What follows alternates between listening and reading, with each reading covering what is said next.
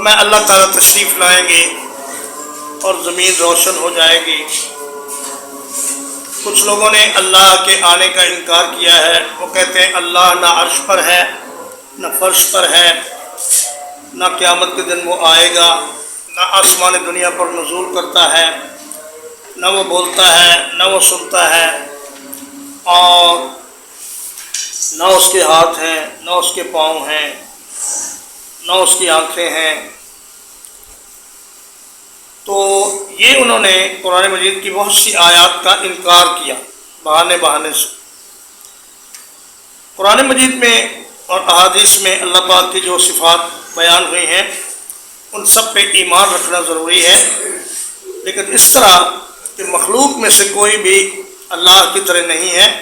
نہ اللہ مخلوق میں سے کسی کی طرح ہے۔